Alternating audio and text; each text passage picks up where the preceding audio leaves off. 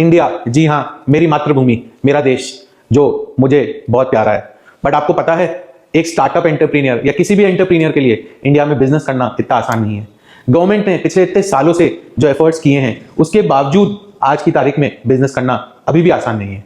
मैं आपको हाल ही का एक किस्सा बताना चाहूंगा, जिसमें रोहित श्रॉफ, जी हाँ, एक बेंगलुरु बेस्ड बिजनेसमैन जो कि एफ्लॉग एंटरप्राइजेज नाम से एक स्टार्टअप चलाते हैं, उन्होंने अपने लिंक्डइन और सोशल मीडिया हैंडल्स पर यह कहकर गवर्नमेंट को खूब क्रिटिसाइज किया है कि पिछले 12 से 18 महीनों में उन्होंने करीब 5 लाख यूएस डॉलर्स, जो कि इंडियन करेंसी वैल्यू में अप्रोक्सीमेटली 4 करोड़ रुपए के इक्विवेलेंट होते हैं, वह जीएसटी और इनकम टैक्स अथॉरिटीज को टैक्स के नाम पर पे करें। जी हां, मैं कह रहा हूं 4 करोड़ रुपए आप टैक्स, चाहे इनकम टैक्स हो चाहे जीएसटी हो, उसके लिए अगर कोई बिजनेस भर रहा है तो वह बिजनेसमैन कैसे ग्रो करेगा?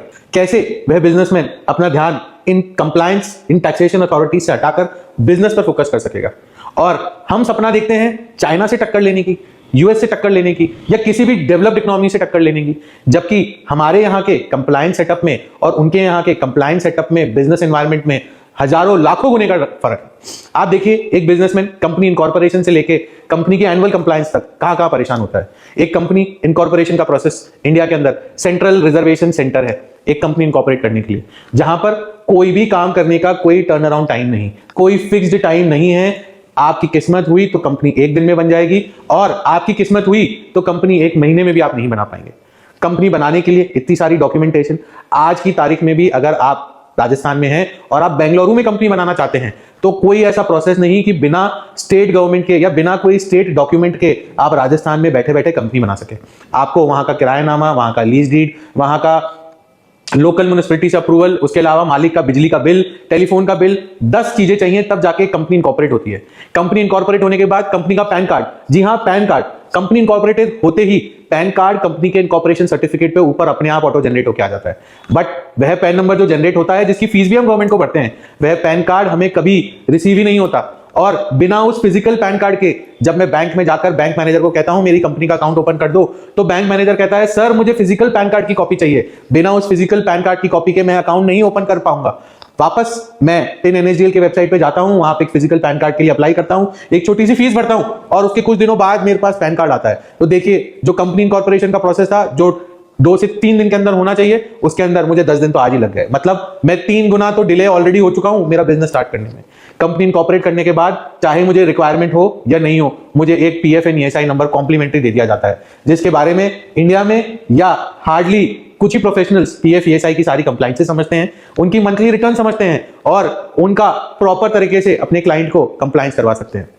और एक चीज देखिए, इनकी रिटर्न्स तो जैसे साल के महीने होते हैं। आप अगर किसी भी स्टेट गवर्नमेंट या सेंट्रल गवर्नमेंट की कोई भी कंप्लायंस का काम कर रहे हैं, तो आप मानिए कि साल तो आपका चुटकियों में निकल जाएगा, जैसे कि 25 से 26 आ रहा है। आप पीएफ की ले लीजिए, आप ईएसआई की ले लीजिए, आप जीएसटी की ले लीजिए। पीएफ की हर महीने की रिटर्न, ईएसआई की हर महीने की रिटर्न, जीएसटी तो एक लेवल ऊपर है, उसमें पहले जीएसटीआर 1 भरो 10 तारीख तक, उसके बाद ये चेक करो कि जिन्होंने 1 भरा है, आपने जिनसे सामान दिया है या लिया है, उसका इनपुट आपको अवेलेबल हो रहा है नहीं हो रहा है, उसके बाद 20 तारीख तक 3 भी भरो। इस पूरे प्रोसेस में महीने के 20 दिन तो खत्म हो जाते हैं, और उसके बाद 10 दिन में आप क्या बिजनेस करोगे?